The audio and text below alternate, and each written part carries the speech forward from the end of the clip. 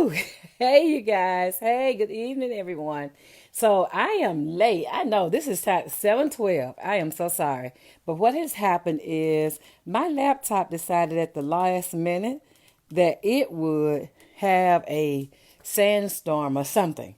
There is a complete blur over my laptop's camera. I don't know what's going on with it. I don't have time to check it out. So I've been trying to make to make do with setting up this. So if you are anywhere near and you want to learn about the business mixer, then we're on the business plugs mixer. And again, I am sorry for the delay, but I have had technical difficulties. I don't know what is going on that I keep having these difficulties with technology. I used to be so sharp at this, but I guess with age comes a change. I'll be 60 in just under 60 days, so I guess that's what it is. I don't know. I have no idea. But anyway, just like I promised you, I'm going to tell you about my ancestry, right? Because what happened, hello everyone, thanks for joining me. What happened is in June of last year, the summer of last year, I took the ancestry.com DNA test to try to find out my lineage because I wanted to know, like, where did I come from, right? A lot of people, a lot of African Americans think our history began with slavery, and I know better than that. I know before that there was a history for my people. And so the more I dig and the more I learn about my genealogy, I just want to know more and more and more and more. So then I ran across, in June of this year, I ran across Dr. Gina Page and was blown away in knowing that not only can she tell me what country or what part of the continent of Africa I came from, but she can also tell me what tribes my mom and dad's people came from separately. Like, there are two different tests. The first test I took was for my mother, and it was to find out where her lineage comes from. And how that works is the women, all the females in my family, my sisters, my grandkids, my nieces, all the girls on that side of the family, we can trail back to our tribe. And so Thursday, I received a notice that my results are in for my maternal test, right? So it talks about all the girls on my side of the family, all the women, my sisters, my aunts, my grandmother, my great grandmother, my great great grandmother, all of us. We have the same X chromosome, is what they follow all the way back. And so the woman, a female in your family, will take the maternal side to find out about your mom's lineage. And then a guy, because the guys have the extra gene, they will, I think it's the Y, they will take the paternal side. And if I have that mixed up, then please forgive me. But I think it's the X is us, the Y is them. So a guy has to take the test, and it follows your dad's lineage. So it can tell you about your sons, your nephews, your grandfather, your great grandfather, and your great great grandfather, as well as your father. So that side. So my nephew has agreed to do that side. We share, his dad and I share the same father. So he has agreed to do that side to find out the lineage for my paternal side. So yeah, so excited, right? So if you're into genealogy, if you want to know more about your family tree, and you're African American, whereas Ancestry has about 22,000 markers that they can tell us from what country our lineage comes from. On African Ancestry, they have over 33,000 markers, and so they can actually tell us what tribe of people. And so that's why I was interested. After taking the one, I was interested in taking the other. It's pricey, but the thing, and I say pricey because in comparison, there's about $200 difference in the prices. But because they can tell me exactly, they can pinpoint what tribe of people, that information by itself is enough to outweigh that the difference in the price of the test. So with that being said, I did the maternal side to find out about my mom's people, and I found, and here's the letter. So this is the letter. If you can see it, that's the letter, and the letter tells me that 99.7% we are of Tikar. You see it right there? That is mind blowing. Takar. So I've been ever since I got the letter. I've been like, oh, okay, okay. At first, I informed my family, all the girls on my mom's side, my sister, my nieces, all the females on my mother's side, and then I went busy, and I actually told the guys as well. But I've been busy trying to find out, okay, what is it about the Takar people? What do we need to know about them? And so I did some research, and my hostess, God bless you, Rael, over in Africa. She's actually in Cameroon, which I'll be at the end of the month. So my hostess actually went and she said she knows of the tribe, and she told me they were in the northwest part of Cameroon. They're quite a distance from where she is. But she gave me some links so I could look up and learn about the people. And in learning about the people, I learned that they are creators. They create things. They have iron. They're iron makers, horseshoes and different iron works. They're known for that. They're known for being creators. They have skill sets that create woodworks, and they're architects, and they're these advanced people as far as their knowledge. They actually were rulers over a certain part of Africa for 3 decades, and it's just learning about them and learning about their customs and learning about how they when it came time for them to come to America, they were envied by the surrounding tribes. Like, it's a natural, and that's so funny. I laugh about that. But they were envied by the surrounding tribes. So when it came time for slavery, they were, on one hand, they had the Americans coming after them to take them into slavery. On the other hand, they had the Africans who were envious of them and their successes. And so they were in a rock and a hard place. And that's why many of them were brought to America. And I thought, that's so funny. It's crazy. Because there's a gene here. And it's on my mom's side, which is really crazy. But we can see through this test, mother to mother to mother to mother. And that's how they do the lineage. And then they talk about the different parts of the tribe, and how my hostess, my African hostess, God bless her again, sent me pages of information about the people, and understanding that they were creators. They were creators, and they were rulers, and they were people who just had innate abilities to do things that other people couldn't. The one thing they did not specialize in is they did not specialize in tools of war. And so therefore, when people came on them, they had nothing to defend themselves with, because that wasn't the mindset they had. They were just creators of things to make life better. And so by them not being able to defend themselves, then they became the victims of those who sought to harm them. And so that's how a lot of them were brought they were a part of the boats that came in from Virginia to Virginia. They were brought from Northwest Africa to Virginia.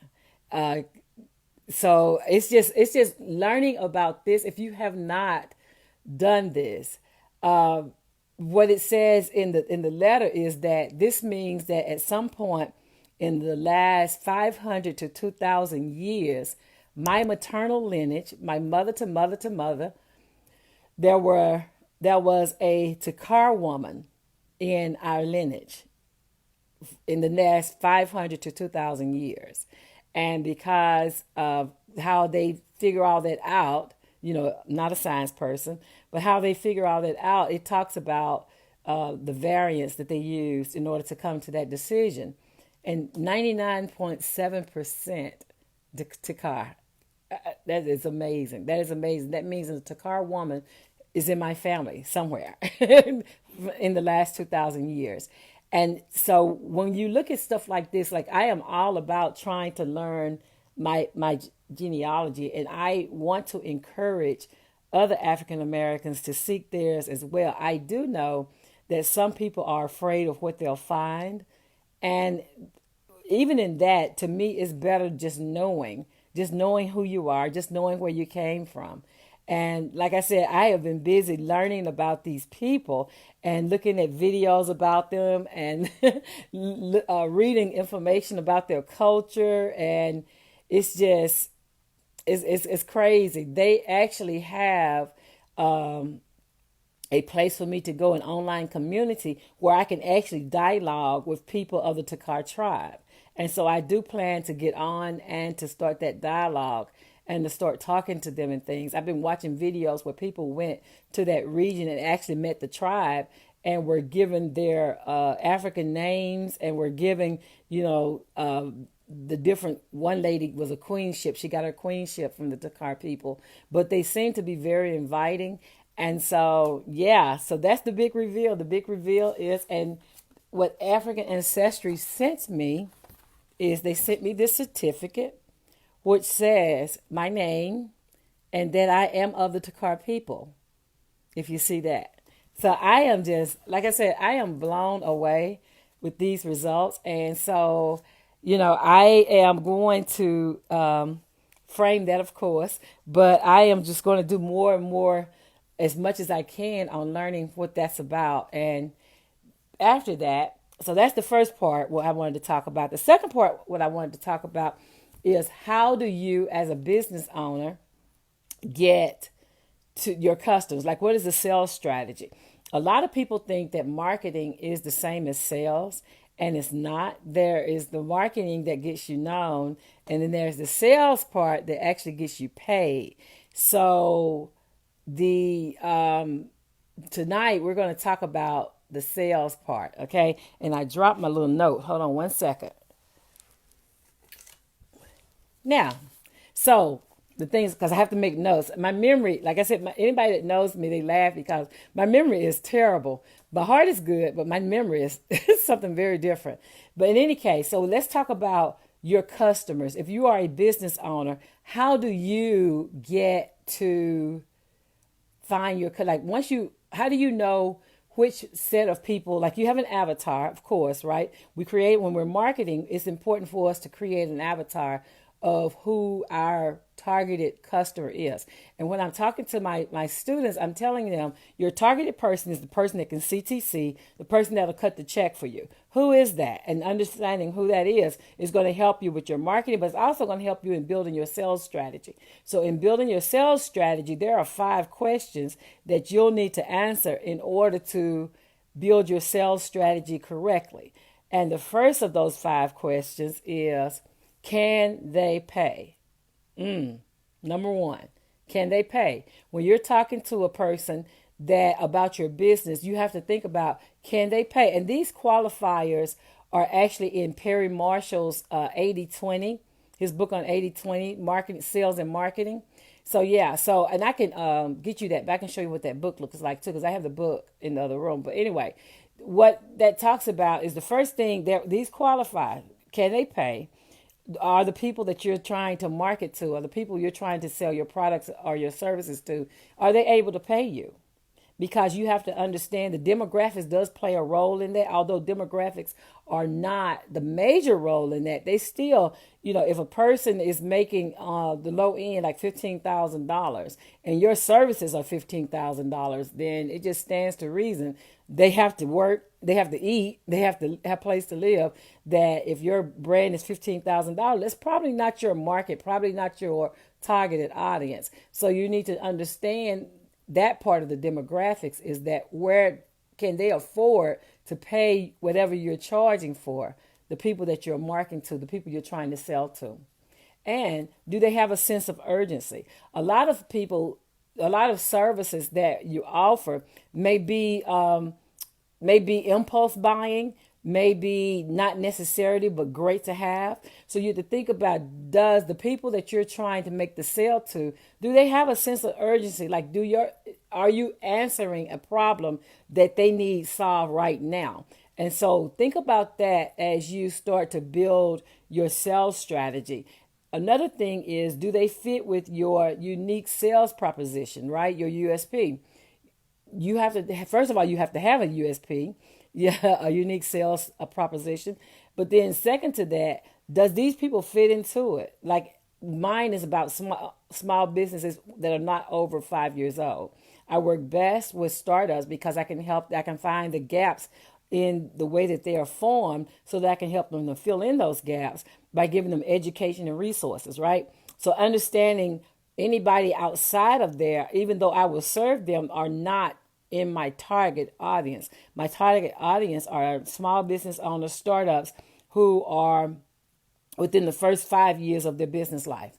The next thing is, do they have the ability to say yes? Like when you're trying to do a sale, do they say, well, I need to talk to my husband, or I need to talk to this person, or I need to talk to my advisor, or are they the person that can say while you're talking to them, yes, I can take it? Because if they can't give you a yes, then I have learned that in real life that I have stopped taking no's from people who can't give me a yes.